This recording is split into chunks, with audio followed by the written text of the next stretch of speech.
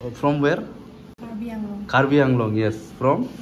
Bongaigaon, yes. Oमफ्राय ओरै सेंग्राफोरखौ नायदिनि सेंग्राफोरा चिरांनि नोंसोर बर'फोर गोजा? From Udalguri. ओमफ्राय नोङो चिरांनि मा जाहैगोन नोंसोरलाय नोंनिया मा लाइनना? औ लाइनना? Aviation, airline. औ ओमफ्राय airline, aviation ना? बिनानावना? Aviation. Same aviation. गदाय गोजोब फिसाला दा बेखौहाय जाहाज गाखोनायावसो लोगो मोनसिगोन बावैसोनि उनाव ना from Gossaigaon Kokrajhar district from Kokrajhar नैबे बिनानावफ्राथ' गासिबो महर गोसा सेंग्राफ्राबो गासिबो हेन्डसाम जोबखा बेलायनै गासिबो महर गोसाजोब फ्लाइटनाव मावोब्लालायनो एयारलाइनाव मावोब्ला माने महर गोसा जानांगौनो जोंनि BTR ओनसोलनि सबसे गिदिरसिन प्रब्लेमा जोंनि लाइमोनफोरनि आनएमप्लयमेन्ट बेवहाय जोङो बथ इन्डियानि थाखायबो आरो फरेन कान्ट्रिनि थाखायबो जोङो गथ'फोरखौ ट्रेनिं आरो बिसोरनि साख्रिनि प्रब्लेमखौ बानायना होनाय जाखायोमोन 15 बोसोर मावनायनि उनावबो एपइन्टमेन्ट गैया साख्रि गैया खुलुमबाय लोगोफोर बे भिडिअखौ आङो दिनै न'निफ्रायनो जागायबाय बेनिफ्राय आं सिगाङावनो बुंखायो बे भिडिअआ जोंनि लाइमोनफोरनि थाखाय बिराद इम्पोर्टेन्ट भिडिअ अब्ला आं खाटबाय नानि आं क'क्राझाराव थाङि दे ओंखाम जादों नोङो दे हाय होनहरदो खेबसे खुलुमबाय माबायदि खुलुमनाया थादो दे लाभ इउ बाय बाय अखाबो हादों मैया दाख्लैनिफ्रायनो एसे हादों गारि दोनग्राया आंनो गोदान लुबाय हौरैमोना सिगां नैबेजोंमोन ओमफ्राय दा ओरै लाबोनानैहाय ओरै लुफैबाय नैबाव नै गारि दोनग्राखौ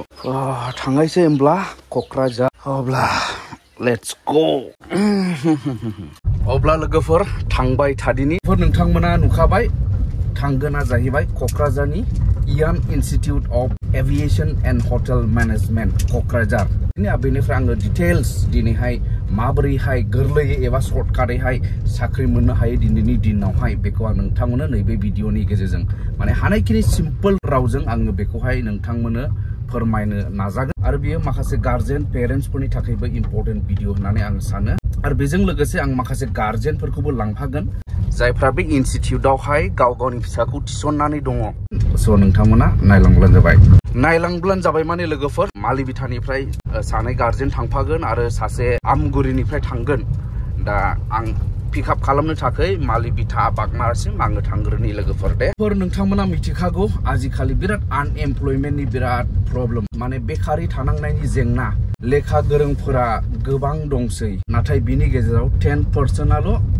साख्रि बा एनगेजआव थानाय सुबुंफोर जों नुनो मोनो गार्जेनफोराबो गाव-गावनि गथ'फोरखौ खस्थ' खालामनानै थाखा फैसा गारनानै फोरोंखांनायनि उनाव जुदि बेकार थायोब्ला बेयाव गोजोननाय गैया नाथाय जुदि माबा मोनसे मावनानै गावनि आथिङाव गसंनाय बा इनकाम खालामनो हानाय अबस्था आरो गाव-गावनि बिमा बिफाखौ बा न'खरखौ सापर्ट खालामफिननो हानाय अबस्थायाव फैयो अब्लासो गुबै गोजोननाया बिमा बिफानियाव फैयो स' बेनिखायनो नैबेफोर गासै टपिकखौ लानानैनो आङो दिनैनि नैबे भिडिअखौ खालामनो बानायदों अखाबो हाबाय थागासिनो दं लोगोफोर आं दा फैबाय नै जाय गार्जेनफोरखौ आङो लांफानो नागिरदों आदै जुवेल मुसाहारि आरो बेनि हिन्जाव मादै दे नैबे न'निफ्रायनो नै दा बे न'खरनिफ्रायबो दंफैयो सासे फैबाय हनै जोङो आदै जुवेला नैबे जाहैबाय आदै जुवेल नै आदै जुवेल ओमफ्राय नैबे जाहैबाय आदैनि हिन्जाव मादै बियो नै उनाव जिरायनाया नोंथ' गोदोनि मेट्रिक पास ना मा होनदोंमोनलाय आदै पिअ पास बावसो नै गोदोनि पिअ पास बे आदैमोना खिन्थु सुबिदा गैया गामियाव एलपि स्कुलाव बेन्सार ना मायावबोथ' मावबोदों सर्व शिक्षानि आन्दाराव खय बोसोर जाया आदै 15 बोसोर मावदों 15 बोसोर मावनायनि उनावबो एपइन्टमेन्ट गैया साख्रि गैया ओमफ्राय बेनि उनाव दा ओरैनो थाफिनबाय नायसाय दा बेनिखायनो बेकारनि जेंना बे बेकारनि जेंनाखौ सुफुंनो थाखाय बेफोरबायदि इनस्टिट्युटखौ जोंनि जायगायाव नांगौ नोंसिनि समाव बिदि सुबिदा दंना गैयामोन बिदिखौथ' जों मिथिफेरानो जायखिया जों थांबाय थानि ओमफ्राय बे Ian institute of aviation and hotel management जिनाखि क'क्राझार टेङापारानि SBI बिल्डिंआव दङ दा बेवहाय दा जोङो थांगासिनो दङ दा फ्राय जोङो सानै गथ'नि गार्जेनफोर जोङो ज' जानानैहाय जों दा बे इनस्टिट्युटआव थांगासिनो दं आरो बे माने गोथौ गामिनि बिमा बिफाफोरनि सिमांफ्रा बेबायदिनि गेजेरजों माबायदि जाफुंसार जानो हायो बेखौहाय जोङो मिथिनो हागोन नैबे भिडिअनि गेजेरजोंहाय दा जोंनि गारियावहाय सासे गार्जेन गाखोबावबाय आदै बे जाहैबाय कक्राझारनि होननाया बे नै बेलाय नै आदैनिबो फिसाला दङ ने औ दङ कर्स जोबमायसै नामा जोबहांहां जानानै दङ जोबहांहां ने औ दे थांखिया मोजां दा थांखियाथ' मोजांखौनो लादोंमोन फिसालानिबो मोजां थांखिया नोंनिबो मोजांखादा आदै औ बेखौनो सेस्था खालामदों जों दे जेबो गैजायै हिसाबैहाय जायोब्ला जायो खोमा साननानै अब्ला जोङो दा मोनफैबाय नै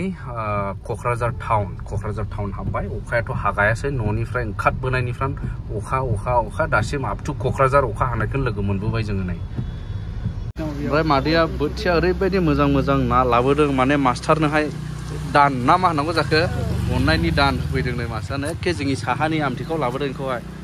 बोथिया गोजा नै गैया जों ओंखारबाय अखा हागायाखै नै दाबो ओमफ्राय जों मोनफैबाय एखेबारे लकेसनाव नैबे बिल्डिंआनो नै SBI बिल्डिं होनना बुंदों बेनि 4th फ्ल'र 4 नाम्बार फ्ल'राव होननानै बुंदोंथ' आदै नोंसोर बिदि बिल्डिं गोजौआव फरायनो मोनाखै गोदो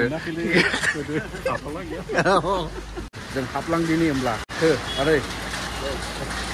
बिराद जेन्टेल नुदोंलै नोंखौ बुंनो हागासिनो नैबे बिल्डिं गोजौआवनो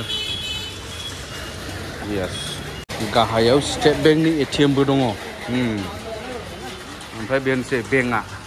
औ बे इन्सुरेन्स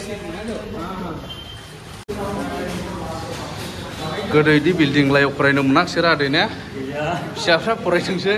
फरायनानै मोजां जाथोंसै बिदि जिमबो दं वान लाइफ फिटनेस आरो बिनि गोजौआव बेयाव बुंबावा बे जिमसो नै वा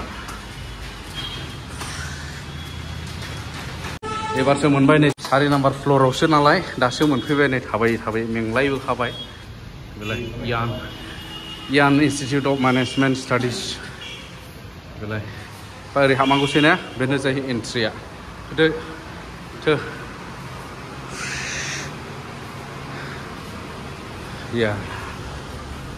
फार्स्ट टाइम हाबफैबाय जों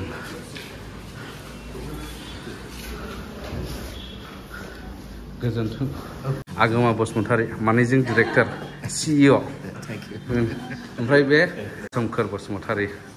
दे बे रिसेपसन एरिया ने रिसेपसन एरिया फैदो जिरायग्राव जिरायनायसै जों दसे जिरायदो आदै मादै ओरै जिरायफैदो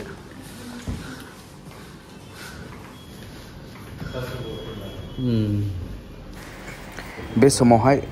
गथ'नि पेरेन्टसफोरजोंहाय सावरायबाय नै जोंने सारा मोजां गाज्रि सावरायगासिनो दं आरो नै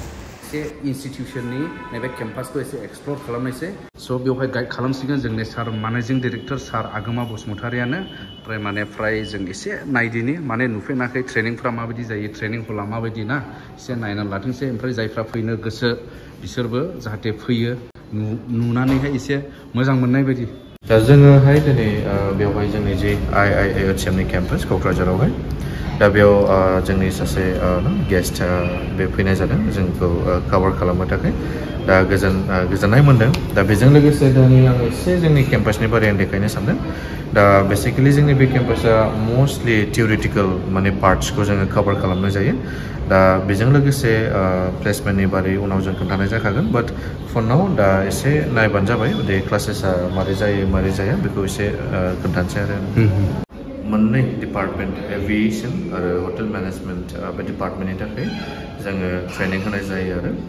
दा जोंनि बे इन्टायारलि ट्रेनिंखौ मोनसे मेनेजमेन्ट स्टाडिज बुंनाय जायो दा मेनेजमेन्ट स्टाडिज माने मा बेयाव मोनसे साबजेक्ट एबा मोनसे डिपार्टमेन्ट दा बेवहाय जोङो गथ'फोरखौ ट्रेनिंजों लोगोसे जोङो गथ'फोरखौ मा खालि बिसोरनि प्लेसमेन्ट जानाय बिसोरनि साख्रिनि प्रग्राम बिसोरनि केरियार दानाय गासैखौबो जोङो 100% मोनसे पेकेजावनो जोङो बेयाव हेल्प खालामजोबनाय जायो आरो गासैखौबो जोंनि BTR ओनसोलनि सबसे गिदिरसिन प्रब्लेमा जोंनि लाइमोनफोरनि आनएमप्लयमेन्ट ना दा जायावहाय माने बे आनएमप्लयमेन्टनि प्रब्लेमनि थाखायनो गोबां गथ'फ्रा एबा फेमिलिसफ्रा खस्थ' मोनगासिनो माने बिराद टाइम वेस्ट जागासिनो गथ'फ्रानो दा बेनि थाखायनो आइ थिंक गासैबो गथ'फ्रा मोनसे बेबायदि मोनसे प्लेटफर्म नांगौ एबा मोनसे लाइक एजुकेशन इन्स्टिट्यूट नांगौ जायावहाय मोनसे लाइन फरायनो हानायनि बेबस्था मोनो दा बेनि थाखायनो जोङो बेखौ फकास खालामनानै जोङो बेबायदिनो गथ'फोरखौ बेयाव ट्रेनिं होनाय जायो आरो बिसोरनि साख्रिनि प्रग्रामखौ बथ इन्डियानि थाखायबो आरो फरेन कान्ट्रिसनि थाखायबो जोङो हेल्प खालामनाय जायो आरो दा जोंनि लाइमोनफोरा जायफ्रा फरायनानै दं नाथाय मोजां गाइडेन्स मोनाखै लाइन मोनाखै स' नैबेफोर इनस्टिट्युटआनो नोंथांमोनखौ हेफाजाब होगोन बे प्लेटफर्मखौ बानायनायनि थाखाय हामबाय होनांगोन बाख्नायनांगोन जाहाथे सारमोन आगोमा बसुमतारी आरो सोमखोर बसुमतारी नैबे ट्रेनिं जानाय जोंहा गथ'फोरखौ केन्डिडेट्सफोरखौ जोङो एसे हाबनि बिसिनि क्लासरुम होनजागोन बेना ट्रेनिं हल ट्रेनिं हल दा बिसोरनो आलदा रोखोम जायो खारन बे मोनसे फर्मालनिफ्राय एसे आलदा जायोना एकाडेमिकनिफ्राय आलदा जायो नालाय बे एकाडेमिक नङा स' बेयो जाहैबायलै बेवहाय दानि नैबे बेट्स मोनसे दं आरो नै बेलाय टटेल हाउ मेनि स्टुडेन्ट्स 16 माने मानसिफ्रा जोंहा फ्राय माने जोंनो गामि गोथौनि माबाफोर आरोना बिसोरो स्टुडेन्टफोरा नै from where Karbi Anglong yes from Bongaigaon yes ओमफ्राय ओरै सेंग्राफोरखौ नायदिनि सेंग्राफोरा चिरांनि नोंसोर बर'फोर गोजा फ्रम उदालगुरि ओमफ्राय नोङो चिरांनि ओरैहाय बिनानावफोर दङ नै मा जाहैगोन नोंसोरलाय नोंनिया मा लाइना एभिएसन एयारलाइन औ ओमफ्राय एयारलाइन एभिएसन ना बिनानावना एभिएसन सेम एभिएसन बिसोर एभिएसन जोबनो महायनि सेरफांगुरि क'क्राझार डिस्ट्रिक्ट गोजा अल फ्रम क'क्राझार डिस्ट्रिक्ट ना जोंहा बिनानावफोरा नै बेबायदि ओमफ्राय ओरैहाय दंबावो बिनानावफोर फ्रम वेर बाक्सा नै बाक्सानिनो महायनि बिनानाव बाक्सा चिरां नैबे आंनि लोगोनि बिनानाव नै जोंनि हरैनि बेखौहाय जाहाज गाखोनायावसो लोगो मोनसिगोन बावैसोनि उनाव ना from Gossaigaon Kokrajhar district from Kokrajhar ना नै बेबायदि आरो दा खोथाया बेनो नैबे ट्रेनिं हलाव हाबनानै आं मोजां मोनदों बिथांमोना बिराद माने बिसोरो डिसिप्लिन आरो मोनसे कनफिडेन्स बिल्डिं पार्सनालिटि डेभेलपमेन्ट बेनो मेन पार्ट जायो नालाय हस्पिटालिटि मेनेजमेन्टआवहाय बेनो जुदि जों हमनानै ला फ्लाइटजों दाबसे जायगायाव थांगासिनो दं बे समावहाय जों गावनि आंगो मानसिखौहाय एखे भाषा रायलायग्राखौ लोगो मोनब्ला बयबो गोजोनो ना बासाव लोगो मोनब्लाबो गोजोनबावो बास सिखारा जुदि फैसा खांग्राया जोंनि अन रायलायग्रा सुबुंब्ला मै थाङो जोङो नैबेथ' मा मानलाय मालिबिटानि ना बे मालिबिटानि गोथौ गामिनिफ्राय फैनाय नोङो मा गामि रानिखाटा नै बेफोरबायदि फ्राय गोथौ गामिनिफ्राय फैजोबनाय ना दा बिसोरो थाबैनो बिसोरनो प्लेसमेन्ट जाजोबसिगोन होननानै आङो मिथिनो मोन्दों बे बेट्सने ना सार दा बावैसोनि उनाव बिसोरो प्लेसमेन्ट जासिगोन फ्राय क्रुज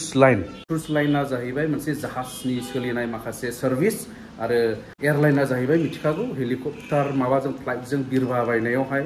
नैबेबायदि दा बिथांमोना नैबे लाइनाव थांसिगोन दा बेनिखायनो जायफ्रा नोंथांमोननि गामि ओनसोलाव दङब्ला लामा आन्दायनानै सोरबा जास्ट ओइचएस फरायनायफोर नै बेफोर आवगायबोनांगोन बेफोरबायदि नोंहा मोनसे स्पेशलाइज्ड स्किल डेभेलपमेन्ट खालामोब्लासो नोङो प्लेसमेन्टखौ खामानिखौ मोनगोन नालाय स्किलखौ डेभेलप खालामनानै लानांगोन ओमफ्राय नैबो नुदों नै टेबोलाव बे मा बुस्थु बेखौ मानो दोनदों बे माने माबायदि जानांगौ माबायदि लोंनांगौ बिदिनो नामा माबोरै सार्भ खालामो माने जोंनि सिम्पोल रावाव जाहैबाय माबोरै ओंखाम खुरनानै होयो साहा लुनानै होयो दै लुनानै होयो जाहाजफोरावसो थागोन नालाय नै बेफोरबायदियानो बिसिनि ट्रेनिं दा बेफोरबायदि ट्रेनिंखौहायथ' नों हारसिं सोलोंला जाया बेफोरबायदि इनस्टिट्युटखौ जोंनो नांगौ दा बेफोरबायदिखौ गोरों जायोब्लासो नोंथांमोनखौ बै गिदिर कम्पानि इन्डास्ट्रिफ्रा लानानै थांगोन पिकआप खालामगोन दं बिसोरथ' फ्राय इंलिश मिडियाम बेकग्राउन्डनिफ्राय फैनायनो नैबे जोंहा बिनानाव फंबायमोना खिन्थु जुदि गामि गोथौनिफ्राय जुदि बर' मिडियाम बा आसामिस मिडियाम बेफोरनिफ्राय फैयोब्ला दा बिसोरनि थाखाय माबायदि बिदि पार्सियेलिटि खालामनाय जाया बाट गासैबो जायफ्रा केन्डिडेट्सफ्रा गोसो दं सोलोंनो एबा बिसोरो माने इंलिश सोलोंनायखौ एबा इंलिशखौ एसे बेसिक रोंखायो दा बेखौ जोङो लानानै जोङो रिट्रेन खालामफिननानै बिसोरखौ ट्रेनिं होनाय जाखायो आरो दा खोथाया जाहैबाय लोगोफोर बेवहाय खुनु मिडियामनि फारागथिखौ लानानै गावखौ आन्डार एस्टिमेट खालामनो नाङा गावखौहाय लाजिनानै आंहा इंलिश रोङा बा आं बर' मिडियामनि आसामिस मिडियाम फरायनायनि होननानै बा माबा मोनसे लेंगुवेज प्रब्लेमखौ लानानै बेयावहाय जेबो माने फारागथि गैया दा मिथिनाय बायदिब्ला सिगांबो बर' मिडियामनिफ्रायनो माखासे अलरेडि प्लेसमेन्ट मोनखाबाय बेवहाय ट्रेनिं बा कर्स लाखांनानै आरो बेजों लोगोसे माने बेवहाय मेनलि जास्ट नोंनि कनफिडेन्स कमिउनिकेसन बा बेसिक माने सोलोंनो गोसो जानाय जुदि इन्ट्रेस्टेडब्ला गोसो गुदुंब्ला हायोबो खुनु माने मिडियामनि जेबो खोथा थाया जाहैबाय दा मोनसे खोथा नैबे बिनानावफ्राथ' गासिबो महर गोसा सेंग्राफ्राबो गासिबो हेन्डसाम जोबखा बेलायनै गासैबो महर गोसाजोब मानसिफ्रा सानो फ्लाइटनाव मावोब्लालायनो एयारलाइनाव मावोब्ला माने महर गोसा जानांगौनो ओमफ्राय माबा गोजौ मानसि जानांगौनो ओमफ्राय जोंनिथ' गामि गोथौनियालाय बोरैथो बांद्राय महर जायाबो जानो हागौ आरो बांद्राय गोजौ जायाबो जानो हागौ स्पेशली जोंनि ट्राइबेल सुबुंफ्राथ' बांद्राय गोजौबो जाया दा बेफोरखौहाय माखासे साननो दासिम सोरबा सोरबा क्लियार नङा आरो बेखौ जों सारनिफ्राय मिथिनानै लानि दे दा बेयाव बांसिन फकासा जाहैबाय इट्स नट एबाउट नोंनि लुक्सल' नङा बाट नोंनि क्वालिटि नोंनि गावनि जि एटिटिउड नोंनि जि पार्सनालिटि नोंनि जि स्किल्स सेट जि नांगौ बेखौ थाबानो जेबो प्रब्लेम नङा बेयो लुक्सआव जेबो बिदि नङा बे मोनसे बिराद गिदिर मिसकनसेपसन आरो बेनो आरो सेकेन्डआव हाइट एन्ड वेट दा बेवहाय नांगौ जायो दा बेनो जाहैबाय जुदि नोङो एभिएसन एबा एयारलाइन सेक्टराव पार्टिकुलारलि जुदि केबिन क्रू एबा एयार हस्टेस जानो लुबैदों दा बेवहाय माबाया नांखागौ आरो हाइट बेसिक हाइट थायो जेरै हिन्जावसाफोरनि थाखायहाय मिनिमाम सेन्टिमिटाराव जोङो सुनायोबा 157 सेन्टिमिटार बेखौ नांगौ ओमफ्राय हौवाफोरनियावहाय 170 सेन्टिमिटार बे हाइटखौ नांथारगौ ओमफ्राय बिनि अनगायै वेटखौ नायोबा दा बे सासे केन्डिडेटनि बिनि हाइटनि सायाव जोङो बेयो मोनसे पार्टिकुलार नांगौ जायो बाट बिदि नङाखि माने बे वेटनि थाखायनो नोङो अभार वेट एबा आन्डार वेटनि थाखाय खालामनो हाया बिदि नङा आरो जास्ट बेल'दि माने हाइटखौ नेसेसारि जायो बेबो खालि केबिन क्रू एबा एयार हस्टेसनि थाखायल' बाट बेनि अनगायै आलदा जि डिपार्टमेन्ट्सफोर दं आलदा जि सार्भिस सेक्टर दं बेवहाय बिदि जेबो नेसेसारि नङा आरो बेयो ओमफ्राय नैबे फंबाया जाहैबाय जोंने चिरां डिस्ट्रिक्ट जोंनि निसिमानि खुंख्राजुरा गामिनि आरो बियो फंबाया ओमफ्राय नों बे ट्रेनिं लानायनि सिगां नों गावखौ माबायदि मोनदांदोंमोन ओमफ्राय दा ट्रेनिं लाखांनानै माबायदि मोनो नों गावखौ ट्रेनिं लानायनि सिगांथ' आं गावखौनो एफाराब एक्सपार्ट मोनाखैमोन ओमफ्राय दा इयाव लाफैनायनि उनावहाय गावखौनो गाव एक्सपार्टसिन मोनदों आरो ना जाखिनि बुस्थु आंनावहाय लेक जानानै दंमोन सिगां बेफोरो दा इमप्रुभमेन्ट जादों आरो बेनि उनावहाय मास्टारफ्राबो फेकाल्टिफोरखौ गासैखौबो माने मोजां फोरोङो होननानै आं सानो आरो फ्रेन्डलिबो फोरोङो आरोना बेनि थाखायनो आंखौहाय दा बांसिनावहाय मय लेक जानानै दंमोन बेफोरनिफ्राय माने काभार खालामनो हानाय बायदि मोनदों आरो मोजां क्लेरिस नार्जारि बेबो जोंनि निसिमानिनो जोंनि गामिनि ओमफ्राय नानि नों सिगां ट्रेनिं लानायनि सिगां गावखौ माबायदि मोनदोंमोन ओमफ्राय दा माबायदि ट्रेनिंनि उनावहाय गावखौ बेसेबां डेभेलप जानाय बायदि मोनदों ट्रेनिंनि सिगाङाव आङो आंनि सायाव कनफिडेन्सआ खममोन दायो एसे कनफिडेन्सआ बारायबाय आंनि मिथिनायाव नैबे कनफिडेन्स होननाय जिनिसखौ गोबां रायलायबाय थानाय जायो नैबेनि बेलायाव माने कनफिडेन्सआ बहुत इम्पर्टेन्ट माने जायखौ बुङो सिम्पल रावाव साहस बे साहसखौ नांगौ आरो जेरै आंबो दा केमेरा देगासिनो दं बिनि थाखाय साहस नांगौ नङाब्ला जानाय नङा आखाइया मावजोबनो ओरैनो नै बाक्सा बेसे गोबाव जाखो बेयाव कर्स लानाया 5 monthsफोर जाबाय 5 months ओमफ्राय मा टार्गेटआ मायाव जइन जानायनि प्लेनिंआ माने जेनेबा फार्स्टआवनो क्रुज लाइनाव माने जइन जानो नागिरदों आरो ओमफ्राय एभिएसनाव थांसै एभिएसनावबो इन्टारभिउ होना नायनोसै ओके ओमफ्राय माबायदि गावखौ रेडि जानाय बायदि मोनबाय ना मोनाखै इन्टारभिउ होनो थाखाय रेडिथ' खालामगासिनो खिन्थु इमानबो रेडि जाद्रायाखै आरो ना 100% 80% जाबाय एसे नांबावगौ खारन कर्सआबो जोबथ'वाखै नालाय ट्रेनिंआबो गुड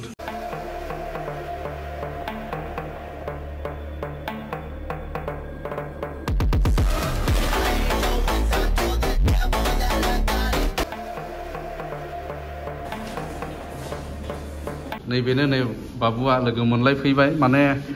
बे आदै जुवेल मादैमोननि जाय आंजों फैदों बेनि फिसाला बाबुआ बेनो नै मा होनो गदाय गोजोब फिसाला दा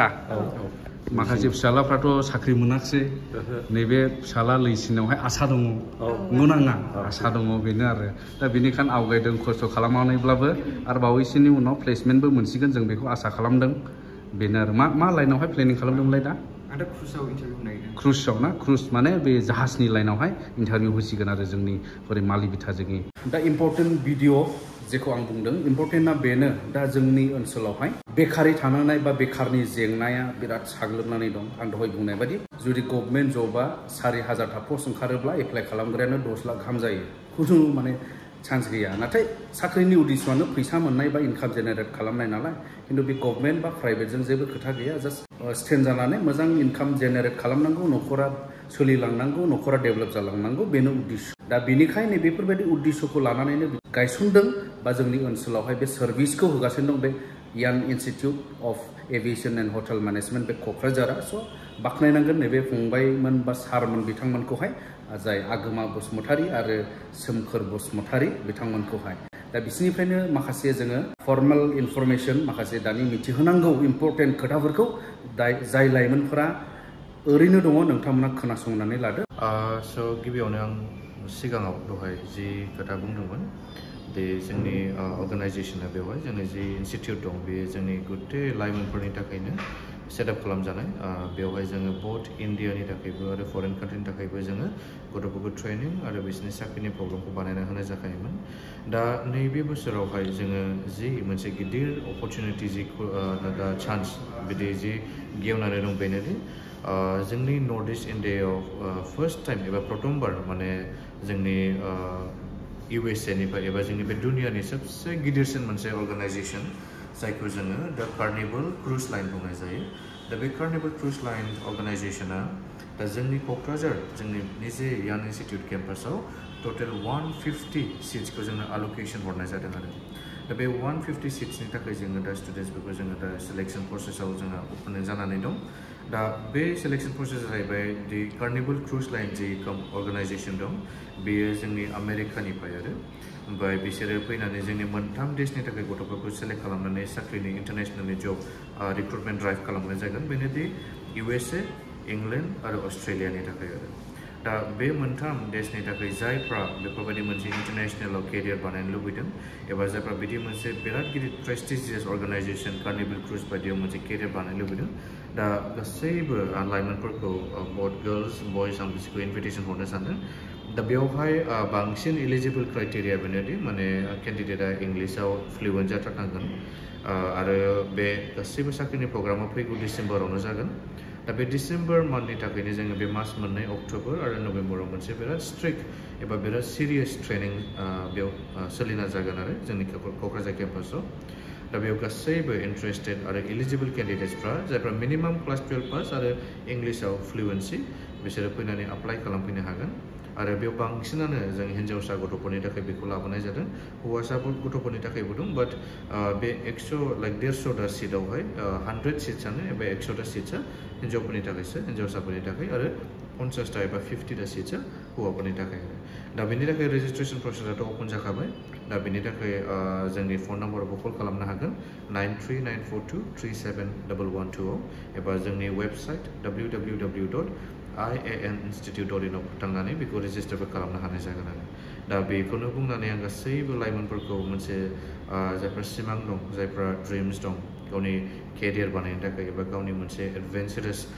दुनियाखौ बेरायनो थाखाय जोङो बेखौ इनभिटेशन हरनाय सानबाय आरो दा बेखौनो बुंनानै आङो गासैनिसिम हामबाय होनोसै थेंक इउ स' माच दा स्क्रिनावबो नोंथांमोना नुगासिनो दङ दा नैबे यान इनस्टिट्यूटआवहाय जइन जानो थाखाय नोंथांमोना बे कन्टेक्ट नाम्बार जायखौ आं स्क्रिनाव होगासिनो दं बेयाव नायनानैबो कल खालामनो हागोन आरो बेजों लोगोसे बिसिनि मोनसे अफिसियेल वेबसाइट दंखायो www.ianinstitute.in बेवहाय नोंथांमोना बेवहाय थांनानैबो रेजिस्टार खालामनो हागोन आरो बेजों लोगोसे नोंथांमोना खाथि खालानिब्ला डाइरेक्ट फैनानै बे केम्पासाव बा अफिसाव फैनानै जगाजगबो लाफैनो हागोन